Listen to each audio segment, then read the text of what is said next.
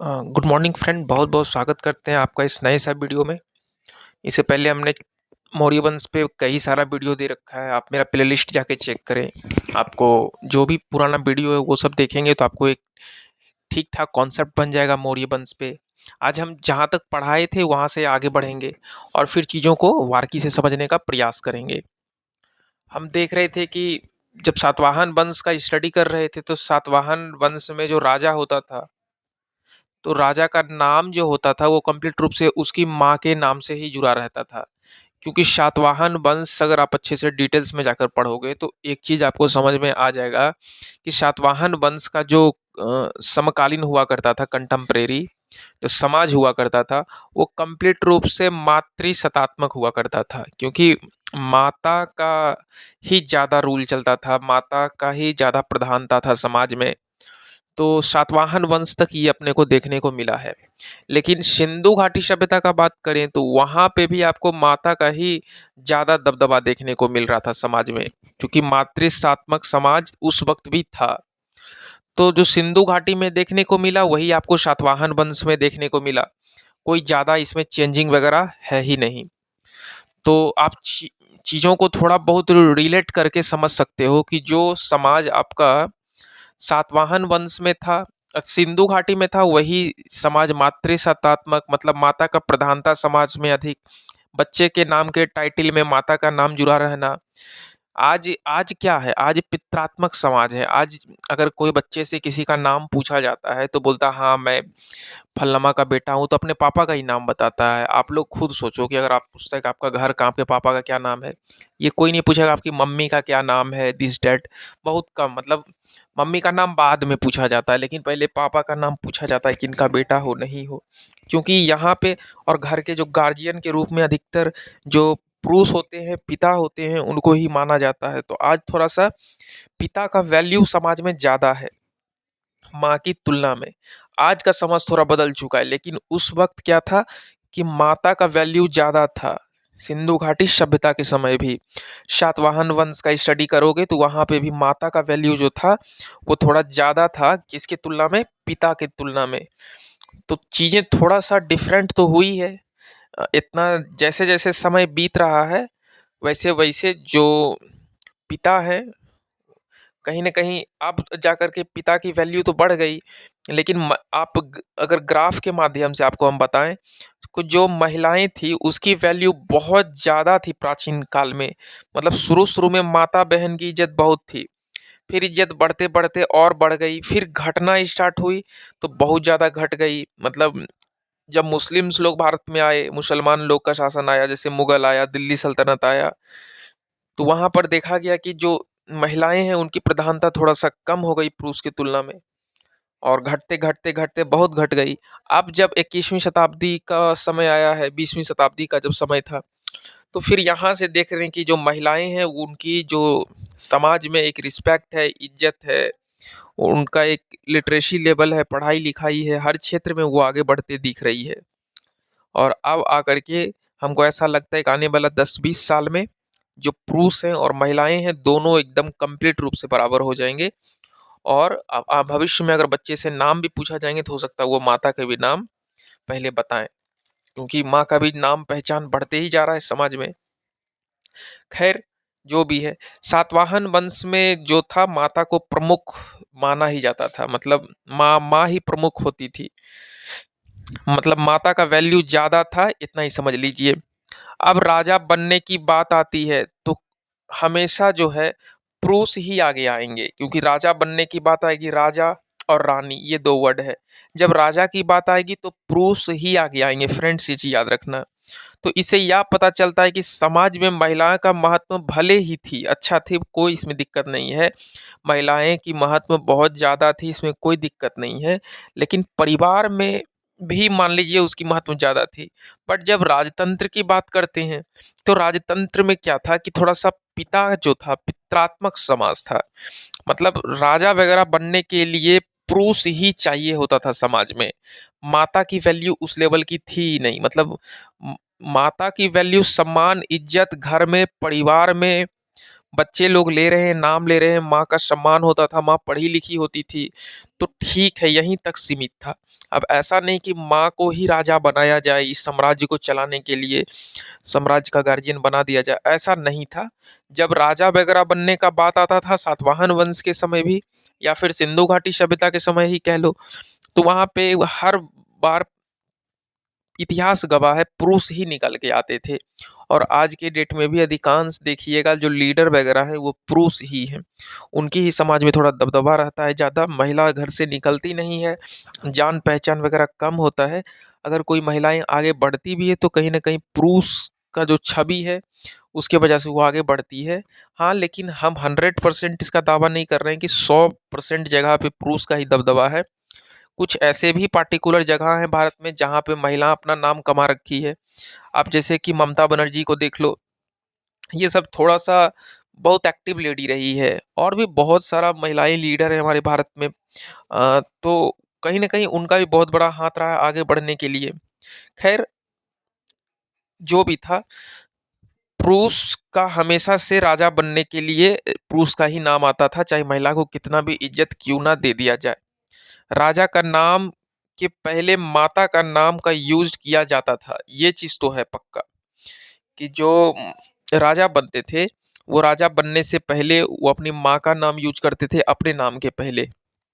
और राजा हमेशा पुरुष ही बनते थे, ये चीज याद रखिएगा। इसलिए राजा बनने की जो प्रक्रिया में समाज जो है वो कंप्लीट रूप से पितरात्मक समाज हो चुका था। ठीक है, राजा बनने के रूप में अगर देखा जाए तो। और सातवाहन वंश का जो प्रभाव है, राजा अगर देखा जाए डिटेल्स में जाकर के, तो सातवाहन वंश महिला को और पुरुष को दोनों को एकदम इज्जत देता था। मतलब उस वक्त सातवाहन वंश में दोनों का इज्जत था, लेकिन राजा के क्षेत्र में देखा जाए तो पुरुष थे, और घर परिवार को देखा जाए या फिर बच्चे को पढ़ाया लिखाया संभाला जाए तो माता भी निकल के काफी आगे आती थी। ऐसा नहीं कि माता का इज्जत कम था, माता भी ठीक थी। घर में माता बहन से भी डिस्कशन हर चीज का किया जाता था। एक चीज याद रखिएगा, जब राजा बनने की प्रक्रिया समाज में होती थी तो पिता ही आगे बढ़ते थे हमेशा। और सातवाहन वंश का जो प्रमुख होते थे जैसे कि राजा, और गौतमी पुत्र सतकर्णी ये उस वक्त का राजा थे सातवाहन वंश का। सातवाहन वंश ने भूमि दान प्रक्रिया जो किया था उसको आरंभ किया, ये प्रथा ही चला दिया कि भाई भूमि दान देना है, बड़े बड़े ब्राह्मण लोगों को भूमि देना है दान में। आप देखते हैं सातवाहन वंश का कुछ कला संस्कृति, इस बिंदु पे भी थोड़ा बात करेंगे, क्योंकि बड़े बड़े पेपर देंगे बीपीएससी वगैरह का तो वहां से कला क्षेत्र से भी काफी सवाल निकल के आते हैं। एक कार्ले चेत करके बहुत बड़े विद्वान हैं, ये आंध्र प्रदेश के फेमस थे, आंध्र प्रदेश से ही बिलोंग करते थे। और ये कार्ले चेत, आप आंध्र प्रदेश जाओगे तो वहां पे बहुत बड़ा अलग लेवल का पूजा स्थल टाइप का कुछ है। और यहाँ जो है चैत्य बौद्ध धर्म से जुड़े होते थे, क्योंकि वहाँ अलग अलग लेवल का पुजारी होते थे उस क्षेत्र में, और कंप्लीट रूप से बौद्ध धर्म को प्रैक्टिस किया करते थे। और वहाँ पे पूजा अगर किया भी जाता था तो गौतम बुद्ध का ही पूजा किया जाता था। ये कार्ले चैत्य नाम का एक जगह है। और कार्ले चैत्य का निर्माण जो है ये सातवाहन वंश ने ही करवाया था। ये कार्ले चैत्य काफी फेमस है, कार्ले चैत्य, कार्ले चैत्य, ठीक है, कंफ्यूज मत होना। और ये गौतम बुद्ध से रिलेटेड हर तरह का बातें वहाँ लिखा हुआ था। गौतम बुद्ध को ही थोड़ा सा प्रमोट किया जा रहा था, उनका ही पूजा किया जा रहा था। ये कहाँ पर सिचुएटेड था, तो ये आंध्र प्रदेश वाले क्षेत्र में सिचुएटेड था। और वहाँ जितना भी संत साधु मिलेंगे सब गौतम बुद्ध के धर्म को प्रैक्टिस कर रहे होते हैं, और उनके दी हुई ज्ञान कल्चर हर चीज को वो डिस्ट्रीब्यूट कर रहे हो रहे हैं जनता के बीच में। और जो भी लोग जाते थे तो इतना पक्का है कि प्रसाद के रूप में वो ज्ञान को ही वहां से समर्पित करके लाते थे। और वहां इस चीज का कार्य क्षेत्र का निर्माण अगर कोई वंश कराया है तो वो सातवाहन वंश ने ही इसका निर्माण कराया है। ये कहाँ पड़ता है बाबू, तो आंध्र प्रदेश में पड़ता है। यहाँ से भी क्वेश्चन निकल के आ सकते हैं। सातवाहन वंश के समय में आप देख लोगे कि जैसे ब्राह्मणी लिपि बहुत ज़्यादा प्रैक्टिस होती थी, इसी का प्रयोग किया जाता था ब्राह्मणी लिपि का। और ये मौर्य काल में हमने देखा, जैसे भारत के भाग के अंदर सबसे फेमस लिपि अगर कोई थी तो वो ब्राह्मणी लिपि थी, आप मौर्य काल के अंदर देखोगे। लेकिन सातवाहन के अंदर भी कौन सा लिपि प्रयोग हो रही थी? ब्राह्मणी ही लिपि प्रयोग हो रही थी। और मौर्य काल में भी देखोगे जा करके, तो भारत के भाग, मतलब जो भारत का सीमा क्षेत्र है, तो उसके अंदर अगर देखोगे तो कंप्लीट रूप से ब्राह्मणी लिपि को ही प्रयोग किया जा रहा था। बट प्राकृत भाषा का प्रयोग सातवाहन वंश के काल में किया जाता था। ये चीज थोड़ा सा कंफ्यूजियस है पॉइंट। भले ही सातवाहन वंश के समय ब्राह्मणी लिपि का प्रयोग किया जा रहा था, लेकिन बाबू प्राकृत भाषा का प्रयोग सातवाहन वंश के समय किया जाता था। और एक अमरावती क्षेत्र पड़ता है, कहाँ पे? आंध्र प्रदेश में पड़ता है। और वहाँ एक कला का विकास अगर किया गया है ठोस रूप से, तो सातवाहन वंश को अगर आप स्टडी करोगे तो सातवाहन वंश के काल में ही वहाँ पे कला का वृद्धि हुआ है। मतलब जो सातवाहन वंश है ना, अमरावती वाला क्षेत्र में, अमरावती जाओगे तो वो कहाँ पड़ता है? आंध्र प्रदेश में पड़ता है। तो वहीं पर एक कला का विकास हुआ है, एक कला का कंप्लीट रूप से अच्छा से विकास हुआ है। और वो जो अमरावती कला है, इसकी विकास सातवाहन वंश के ही काल में हुआ है। आप एक हॉल नामक इतिहासकार थे, बहुत बड़े इतिहासकार थे।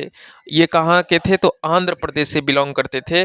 और आंध्र प्रदेश वाली क्षेत्र में काफी फेमस रहे हैं ये हॉल। हॉल इनका नाम है इतिहास में।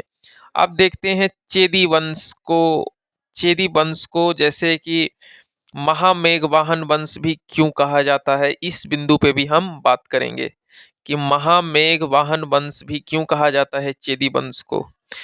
जब मौर्य वंश की नींव कमजोर होती दिख रही थी, होती गई, मौर्य वंश डाउन होते गया और किंग अशोका की मृत्यु हो जाती है, तो पुनः कलिंग वाले क्षेत्र पे स्वतंत्र हो जाता है कौन?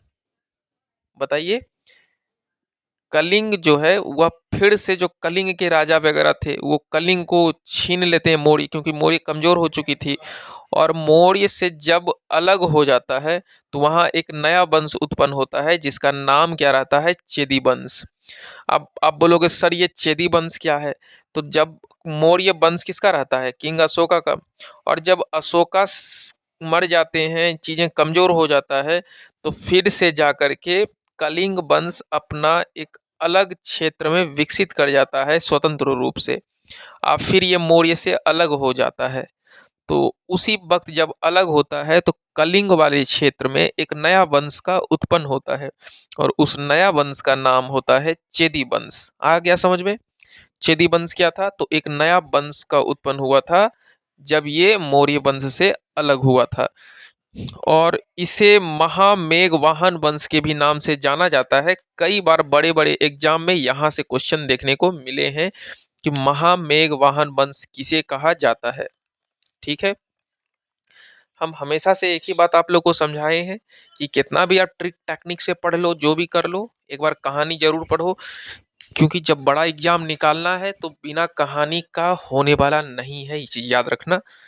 चाहे कितना भी ट्रिक टेक्निक से पढ़ लो, ठीक है, अच्छी बात है अगर आप ट्रिक वगैरह से पढ़ते हो, ऑब्जेक्टिव पढ़ते हो, चीज़ों को याद करते हो, अच्छी बात है, इसमें कोई दिक्कत नहीं है। लेकिन अगर उस पर ही डिपेंड रहोगे तो मतलब ग्रुप ए लेवल का जो जॉब होता है, बीपीएससी, यूपीएससी, ये सब नहीं हो पाएगा। पीटी के बाद मेंस में बाबू डिटेल्स जानना बहुत ज़रूरी है। और आपको डेप्थ नहीं होगा तो आप चीज़ें लिख ही नहीं पाओगे वहाँ। ठीक है, कितना भी ऑब्जेक्टिव याद रहे, उस वो तो बाबू ऑब्जेक्टिव एमसीक्यूज में ही काम आएंगे ना। चलिए आगे देखते हैं। इसी कलिंग, जितना भी कलिंग वाला क्षेत्र है, तो कलिंग वाला क्षेत्र पे चेदी वंश का राज हो गया था। अब आप बोलोगे सर कलिंग पड़ता कहाँ है? तो फिर से आज हम बता रहे हैं, उड़ीसा वाला क्षेत्र में ही कलिंग स्टेब्लिश वहीं पे पड़ता है। और वहाँ एक अभिलेख प्राप्त होता है जिसका नाम है हाथी गुम्फा अभिलेख। आप बोलोगे सर ये हाथी गुम्फा अभिलेख, अच्छा, तो ये जो हाथी गुम्फा अभिलेख है ये कुछ लिखित रूप में है, जो कहाँ पड़ता है? कलिंग वाले क्षेत्र में पड़ता है। और इसे चेदी वंश के सबसे प्रमुख शासक जो खौरवेल थे, उनकी ही चर्चा कंप्लीट रूप से ये हाथी गुम्फा अभिलेख में दी गई है। पूरा का पूरा खारवेल के बारे में डिटेल्स अगर चर्चा लिख रखा है तो वो कंप्लीट रूप से हाथी गुम्फा अभिलेख में ही मिल जाएगा। अब ये खारवेल थे कौन? तो चेदी वंश के ये एक राजा थे। और ये चेदी वंश कहाँ का वंश है? तो ये कलिंग में एक उत्पन्न वंश है। अच्छा, कब उत्पन्न हुआ था? तो जब मौर्य वंश की समाप्ति हो गई थी, वहां पे किंग अशोका वगैरह का शासन समाप्त हो गया था, तो फिर से एक नया वंश का उत्पन्न होता है चेदी वंश। कहाँ पे उत्पन्न होता है? तो आंध्र प्रदेश वाले क्षेत्र में उत्पन्न होता है। समझ गए? यहां इस बिंदु से आपको कोई दिक्कत नहीं। चेदी वंश के सबसे प्रमुख शासक कौन थे? तो अगर ऐसा क्वेश्चन आएगा तो खौरवेल थे। इस वगैरह इस तरह का जो क्वेश्चन है ये पक्का एकदम आने ही वाला है। ठीक है, तो खौरवेल की चर्चा कौन सा अभिलेख से प्राप्त होती है? तो हाथी गुम्फा के अभिलेख से प्राप्त होती है। जब खौरवेल चेदी जो है चेदी वंश प्रमुख शासक बन गए थे, खारवेल जब चेदी वंश के प्रमुख शासक बन गए थे, तो मगध पे आक्रमण जो भी करता था वो कंप्लीट रूप से नियंत्रित करते थे कौन? खारवेल ही करते थे। अगर वो बार बार मगध पे आक्रमण करते थे ना, तो खारवेल उसको ही नियंत्रित करके मगध पे आक्रमण बोलते थे, क्योंकि खारवेल का पावर दम दबदबा बढ़ चुका था और उनके पास इतना हिम्मत आ गया था कि वो मगध पे भी आक्रमण करते थे। एक समय ऐसा था जब मगध के शासक किंग अशोका ने कलिंग पे आक्रमण किया, बट समय का सिक्का बदलते देर नहीं लगता है फ्रेंड, और समय ऐसा पलटा कि अब मगध क्या अटैक करेगा कलिंग पे। कलिंग के शासक जो खारवेल थे, है ना, कलिंग के शासक खारवेल ने मगध के शासक पे आक्रमण कर डाला। समय का सिक्का बिल्कुल पलट गया था। एक ऐसा वक्त था कि मगध वाले क्षेत्र के जो राजा थे वो आक्रमण करते थे कलिंग वाले क्षेत्र के राजा पे अशोक के टाइम में। लेकिन जब चेदी वंश आता है और राजा खारवेल आते हैं, तो राजा खारवेल इतना बढ़िया जमा लेते हैं अपना सिक्का। कहाँ पे? आंध्र प्रदेश आंध्र प्रदेश नहीं, वो उड़ीसा वाले क्षेत्र में जो कलिंग वाला क्षेत्र है, इतना मजबूती से चीज़ों को संभालने लगते हैं कि अब उनके अंदर इस लेवल का हिम्मत आ जाता है कि चलो भाई मगध वाले महाजन पद पे आक्रमण किया जाए। और इन्होंने कई बार आक्रमण भी बोल डाला मगध वाले क्षेत्र पे। जब खारवेल मगध पे आक्रमण किया तो मगध के एक मूर्ति जो बहुत फेमस हुआ करता था, उस मूर्ति को ले गया अपने पास।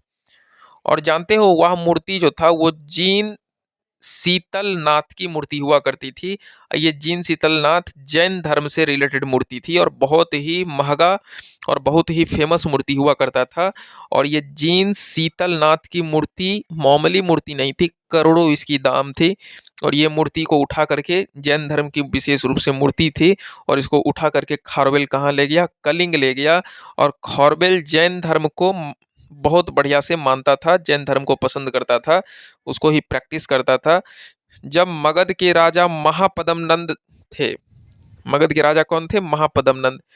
तभी इसने जीन शीतलनाथ की मूर्ति कलिंग से जीतकर लाई थी। अब समझो कि जब महापद्म नंद थे, कहाँ का? महापद्म नंद बिलोंग करते थे मगध से, और जब ये राजा थे तो इन्होंने उसी वक्त कलिंग से मूर्ति को उठा के लाया था अपने पास। बाद में अशोका वगैरह आते हैं ना, तो सबके समय में तो ये मूर्ति था ही, लेकिन जब बहुत बाद में चल करके चेदी वंश उत्पन्न होता है मौर्य के समाप्ति के बाद, तो फिर से वो शीतलनाथ की मूर्ति को उठा करके खारवेल ले जाता है। कहाँ पे? कलिंग वाले क्षेत्र में। जबकि शीतलनाथ की मूर्ति एक्चुअली थी कहाँ की? कलिंग की थी। कलिंग से उठ के मगध गई, फिर मगध से उठ के कलिंग आ गई। समय का सिक्का पलटते देर नहीं लगता है। ठीक है, कभी किसी के हाथ में वक्त रहता है, कभी किसी का वक्त चल रहा होता है। और आप चीज़ों को समझ ही सकते हो। आप अभी भले ही स्टूडेंट हो, लेकिन आने वाले 2 साल 3 साल में आप एक अच्छे पोस्ट पे चले जाओगे, तो फिर आपका जो सम्मान है अभी की तुलना में काफ़ी बढ़ जाएगा। ठीक है, समय बदलते ही रहता है। आप बस मेहनत करते रहो, आगे बढ़ते रहो, और हम आपसे कुछ नहीं बोलेंगे। मेहनत करो, आगे बढ़ो, लेकिन हाँ, डिटेल्स में पढ़ना लिखना सीखो। थोड़ा सा एनसीईआरटी वगैरह जो है एक-एक करके चीज़ों को थोड़ा-सा पढ़ोगे तो समझोगे ही, क्योंकि एनसीईआरटी खराब नहीं है। एनसीईआरटी को स्टडी हम भी किए हैं, खराब नहीं है। लेकिन एनसीईआरटी पे ही डिपेंड नहीं होना चाहिए, क्योंकि सब लोग पढ़ रहे हैं। थोड़ा बहुत स्ट्रेटजी इधर-उधर हाथ-पाँव चलाना ही चाहिए। थोड़ा-सा अलग करो लेकिन पढ़ो। ऑब्जेक्टिव वगैरह भी सॉल्व करो, गलत बात नहीं है। चीज़ें समझ में आ रही है? कोई दिक्कत नहीं है हो रही होगी? चलिए हम आगे बढ़ते हैं। आपने अच्छे से समझ ही गया महापद्म नंद कैसे वहां से मूर्ति लाया था शीतलनाथ की, फिर बाद में चल करके, काफी बाद में चल करके खारवेल ने उसी मूर्ति को उठा करके पुनः ले गया, कहाँ, कलिंग ले गया। तो खैर शीतलनाथ की मूर्ति काफी सुर्खियों में बनी हुई थी उस वक्त। और एक चीज याद रखिए बाबू कि फिर से होता क्या है, फिर से इसे मूर्ति वगैरह को कलिंग वापस ले आया। ठीक है, यहाँ तो कोई दिक्कत नहीं। और खौरवेल बहुत अच्छे राजा थे, मतलब मजबूत राजा थे। और खौरवेल जो है अपनी प्रतिष्ठा को स्थापित कर दिया लोगों के नज़र में कि देखो भाई, हमारे अंदर भी कितना ज़्यादा प्रतिभा है कि हमने फिर से वो मूर्ति जो हमारा पूर्वजों से चुरा के ले गए थे, फिर से वो मूर्ति हम मगध से छीन के ले आए। और इस प्रकार से समाज के नज़र में जो खौरवेल की प्रतिष्ठा है वो काफ़ी बढ़ जाती है। चलिए अब हम देखते हैं कि भाई जो भारतीय राजा थे वो छोटे छोटे वंश में, छोटे छोटे टुकड़ों में टूट के सब स्वतंत्र हो चुके थे और सब अपना अपना शासन कर रहे थे। कोई केंद्रीय शासन के रूप में कोई बड़ा राजा था ही नहीं। जिस प्रकार से मौर्य वंश पूरे भारत पे शासन कर रहा था अकेले, और सभी छोटे छोटे राजा मौर्य वंश से जुड़े हुए थे, मतलब मौर्य एक सबसे बड़ा गार्जियन होते थे और सब छोटे छोटे जो राजा थे उसके अधीन थे। लेकिन अब समय का सिक्का बदल चुका था। कोई छोटे छोटे राजा का कोई बड़ा गार्जियन था ही नहीं, कोई केंद्रीय शासन था ही नहीं बहुत ठोस रूप से, मजबूत रूप से, ताकि देश को संभाल सके। और जब ऐसा कहा जाता है कि जब जब घर टूटेगा पड़ोसी आके लूटेगा, ऐसा ही कुछ हो गया था हमारे भारत में कि भारत के छोटे छोटे जगह सभी राजा अपने आप में स्वतंत्र रूप से शासन कर रहे थे। कोई खगड़िया में ही है तो कोई बेगूसराय में शासन कर रहे हैं, कोई बरौनी में अलग, कोई पटना में। तो छोटा छोटा शासन क्षेत्र बना रखे थे, सब उसी में शासन करने में भिड़े हुए थे। किन्हीं को 5,000 सैनिक है, किसी को 10,000, किसी को 20,000। यदि पूरे भारत की सैनिक मिला दिया जाए तो 8 से 10 लाख सैनिक होता। लेकिन इस छोटे छोटे टुकड़े में दो दो सैनिक, तीन तीन, दो दो सौ सैनिक, 500 सैनिक, 1,000 सैनिक, तो क्या ही कर लेंगे। विदेशी आक्रमण अगर होगा तो 200, 250, 300 सैनिक को तो ऐसे ही पछाड़ के धर देगा, है ना। लेकिन यदि पूरा भारत मिल के अगर एक यूनियन पार्टी कुछ इस तरह से करता, एक केंद्रीय शासन फिर से स्टेब्लिश करता मौर्य वंश की तरह, तो शायद हमारे भारत पे विदेशी आक्रमण कभी नहीं होता। और शायद ये जो अंग्रेज वगैरह सब आ रखे हैं तो यही सब चीज़ का ना देन है कि भारत छोटे छोटे टुकड़े में टूटा हुआ था और एक दूसरे का कोई हेल्प करता नहीं था, सब एक दूसरे से जलता था। इसी कारण से विदेशी बीच में घुस के फायदा उठा लेते थे। इतिहास गवाह है कि हर बार भारत इसी कारण से मार खाया है विदेशी से, क्योंकि यहाँ थोड़ा सा मिलावट, मतलब अपना फ्रेटर्निटी था ही नहीं, थोड़ा भाईचारा था ही नहीं, सब स्वतंत्र रूप से शासन करते थे। तो हम हमेशा से यही आपको समझाने का प्रयास करेंगे कि एकता में बहुत बल होता है और इस चीज़ को आप अपने जीवन में एडॉप्ट करो। आप कोशिश करो कि अपने भाइयों से मिल के रहना, और हम प्रॉमिस करते हैं कि आपको जीवन में कोई नीचा नहीं दिखा पाएगा। ठीक है, चलिए। तो बहुत अच्छा भी मौका था क्योंकि भारत जो था वो छोटे छोटे टुकड़े में बटा हुआ था और यहाँ पे बाहरी आक्रमणकारी को एक मौका मिल जाता है भारत पे आक्रमण करने का। इस प्रकार से भारत में मध्य एशिया वाले क्षेत्र से कुछ आक्रमणकारी आते हैं और लगभग 4 जो विदेशी राज्य हैं जैसे कि भारत में स्थापित हो जाता है। मतलब 4 अलग-अलग जगह विदेशी जो राज्य है भारत में इस्टेब्लिश्ड हो जाता है। कम बड़ा बात नहीं है। देखिए, आक्रमण भी हुआ, विदेशी आक्रमण भी किए और जीत भी लिए। क्योंकि बोले ना कि 1,000, 2,000, 3,000 सैनिक का टुकड़ी छोटे-छोटे राजा के पास होता था। कितना ही क्षमता होगा उसको सैलरी देने का। सैलरी कहाँ से देगा? टैक्स है, छोटा क्षेत्र पे शासन कर रहा है। थोड़ा बहुत टैक्स आएगा तो कितना ही सैलरी देगा? तो ज़्यादा सैनिक कहाँ से रख पाएगा, है ना? तो उन लोग को ऐसे ही हरा दिया गया। चीजें समझ में आ रहा है। और लगभग 4 विदेश ऐसा है कि जो मध्य एशिया से बिलोंग करता है, वो अपना अपना शासन क्षेत्र स्थापित कर लिया, अपना शासन स्थापित कर लिया। सोचिए, विदेशी लोग भारत को चला रहा था, ये कितना शर्म की बात है भारतीयों के लिए। सबसे पहले भारत में हिंद यूनानी इंडो ग्रीक आते हैं, ठीक है। और फिर भारत में शक आते हैं, ये सब मध्य एशिया के थे बाबू। इंडो ग्रीक, हिंद यूनानी, ये सब मिडिल ऑफ एशिया से बिलोंग करते हैं। और ये सब विदेशी हैं जो कि भारत में अपना सत्ता को स्थापित करने में बहुत लेवल का सफल हो जाते हैं, ठीक है। पहला नंबर में हिंद यूनानी आते हैं, और इन्होंने हिंद यूनानी इंडो ग्रीक, ये विदेशी थे और इन्होंने भी अपना शासन को एस्टेब्लिश किया भारत में। फिर भारत में शक आते हैं, फिर भारत में पहलव आते हैं, और फिर कुषाण आते हैं। स्टेप बाय स्टेप ये चारों विदेशी आ करके भारत की चीजों पे कब्जा कर लेते हैं और भारत को चलाना स्टार्ट कर देते हैं। कितना शर्म की बात है। समझिए कि मौर्य वंश जब था, तब तक तो कोई विदेशी का हिम्मत नहीं था कि भाई भारत में घुस के अपना शासन चला ले। लेकिन मौर्य वंश के बाद जब छोटे छोटे वंश आपस में बिखरने लगे, टूटने लगे, सब आपस में स्वतंत्र हो गए, तो फिर हमारा भारत कमजोर होते दिखा। और अलग अलग राजा छोटे छोटे क्षेत्र पे शासन कर रहे थे। तो फिर विदेशी जमकर फायदा उठाता है, जिसमें सबसे आगे निकल के आते हैं हिंद यूनानी, फिर आते हैं शक, फिर आते हैं पहलव, फिर आते हैं कुषाण। इस प्रकार से 4 ऐसे वंश हैं मिडिल ऑफ एशिया का, जो भारत पे अपना कब्जा जमाने में कहीं ना कहीं सफल हो जाते हैं, ठीक है। इसमें कोई डाउट नहीं है। और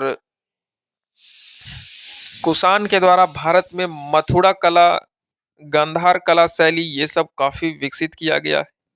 किसके द्वारा? कुषाण के द्वारा। और एग्जामिनेशन पॉइंट ऑफ व्यू से अगर देखा जाए तो काफी इंपॉर्टेंट है कि हिंद यूनानी जो थे, वो लोग भारत में तो आए और कुछ ना कुछ कल्चर भारत को सिखा के चले गए। जैसे कि कला वगैरह में मथुरा कला, गंधार कला, ये सब हिंद यूनानी का ही देन है भारत में, इसमें कोई डाउट नहीं होना चाहिए आपको। और इंडो ग्रीक, हिंद यूनानी का इंग्लिश क्या हुआ? Indo Greek. और बैक्टीरियाई नाम से जाना जाता था, बहुत फेमस थे बैक्टीरियाई नाम से। ये जो हिंद यूनानी के शासक वगैरह थे, बैक्टीरियाई नाम से बहुत फेमस थे। और मध्य एशिया क्षेत्र से भारत में प्रवेश करना अपने आप में काफी बहादुरी की बात थी। हिंद यूनानी सबसे प्रथम जो थे, सबसे पहले प्रवेश करने वाला शासक है। हिंद यूनानी के सबसे पहले प्रवेश करने वाला शासक है, जिनका नाम है डेमेट्रियस।